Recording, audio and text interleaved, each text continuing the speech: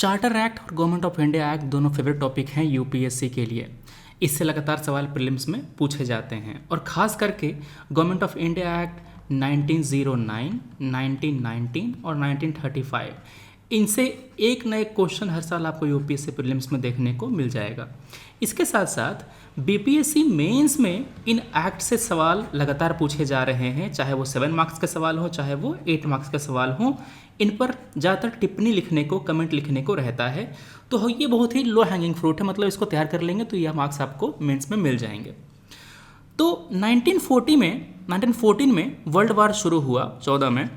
उसके बाद India participate किया इसमें और हमें ये उम्मीद थी कि वॉर के बाद हमको सेल्फ गवर्नमेंट दिया जाएगा, कम से कम सेल्फ गवर्निंग इंस्टीट्यूशंस तो डेवलप किए ही जाएंगे। साथ में उस समय जो क्रांतिकारी हैं वो काफ़ी ज़्यादा एक्टिव थे। तो किया क्या, ब्रिटिश ने कैरेट एंड स्टिक की पॉलिसी अपनाई, मतलब कि गाजर दे करके मॉडरेट को अपने साइड में किया और फिर अकेले पड़े रिवोल्यूशनिस्ट को, क्रांतिकारियों को, एक्सट्रीमिस्ट को स्टिक से पीटा। मीन्स यहाँ पर मॉन्टेग्यू चेम्सफोर्ड रिफॉर्म जो थे वो मॉडरेट के लिए कैरेट थे और रॉलेट एक्ट 1919 ये स्टिक का काम करते थे। मॉन्टेग्यू उस समय सेक्रेटरी ऑफ स्टेट थे और चेम्सफोर्ड उसमें भारत के वायसराय थे। इसीलिए 1919 में जो रिफॉर्म लिया गया उसको मॉन्टेग्यू चेम्सफोर्ड रिफॉर्म या फिर मॉन्टफोर्ड रिफॉर्म भी कहा जाता है। ये तो हुआ इसका बैकग्राउंड।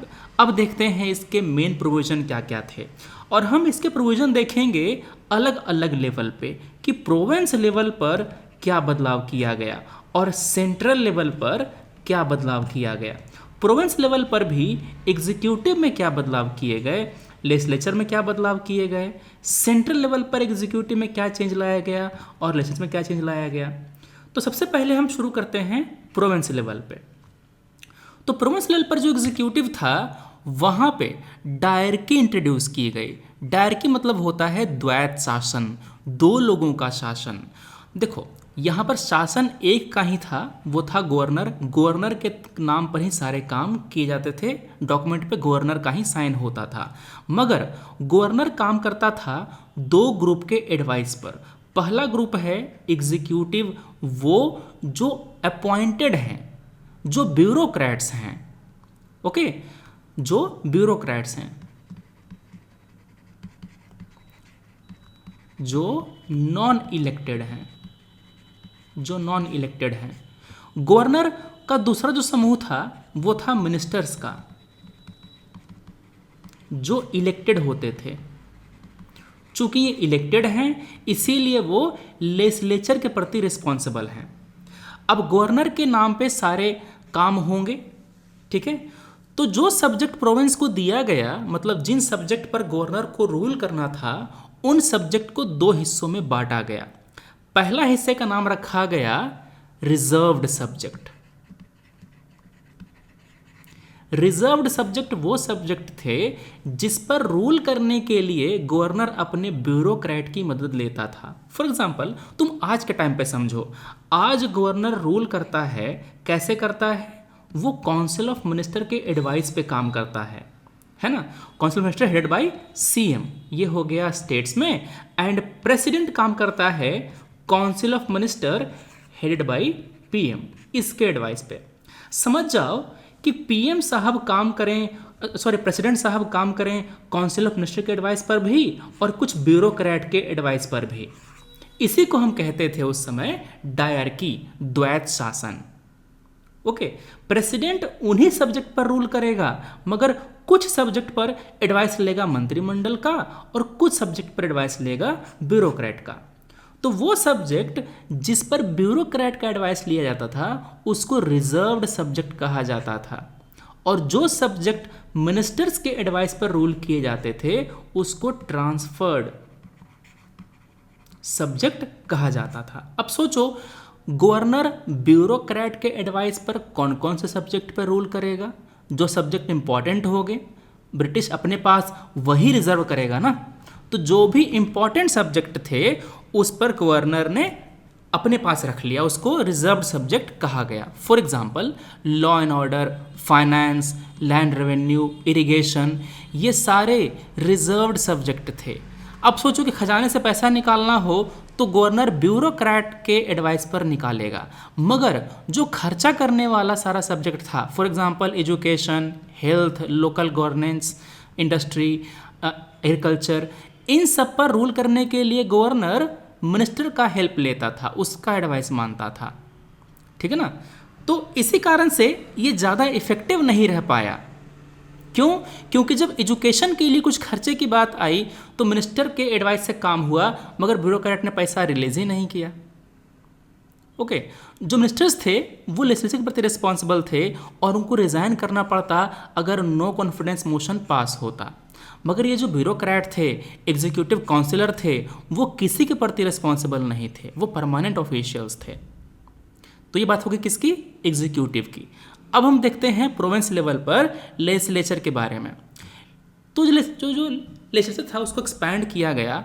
अब 70% मेंबर्स इलेक्टेड थे, मींस 30% जो मेंबर्स थे लेजिस्लेचर में वो नॉन इलेक्टेड थे, वो यही ब्यूरोक्रेट थे। क्लियर है? 1909 का जो चार्टर एक्ट है उसके ज़रिए हमारे यहाँ सेपरेट इलेक्टोरेट इंट्रोड्यूस किया गया था, उसको फर्दर कंसोलिडेट किया गया, उसको और मजबूत किया गया। वुमेन को राइट टू वोट दिया गया, गवर्नर बिल पर वीटो कर सकता था, ऑर्डिनेंस पास कर सकता था। सेम पावर हमारे वायसराय के पास भी था, वो भी बिल को वीटो कर सकते थे, ऑर्डिनेंस पास कर सकते थे, मगर वो सेंट्रल लेवल पर होता था। तो चलो पढ़ते हैं सेंट्रल लेवल के बारे में। देखो, प्रोविंस में भले ही एग्जीक्यूटिव में डायरेक्टली इंट्रोड्यूस किया गया, मगर सेंट्रल लेवल पर ऐसा कोई डायरेक्टली नहीं था। सेंट्रल लेवल पर डायरेक्टली इंट्रोड्यूस किया जाता है कब? गवर्नमेंट ऑफ इंडिया एक्ट 1935 वाले में।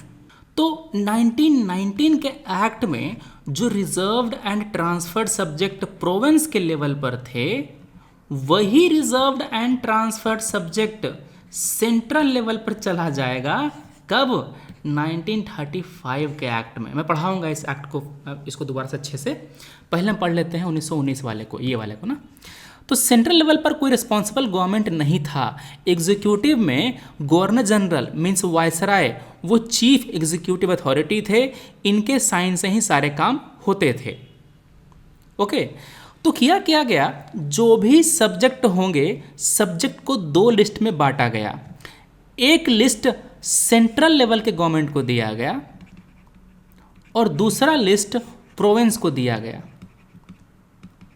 फॉर एग्जाम्पल, अभी आज के समय में 7th शेड्यूल है ना, इसमें यूनियन लिस्ट है सेंटर के लिए, स्टेट लिस्ट है राज्य के लिए, और एक है कंकरेंट लिस्ट जिस पर सेंटर एंड स्टेट दोनों रूल कर सकता है ना।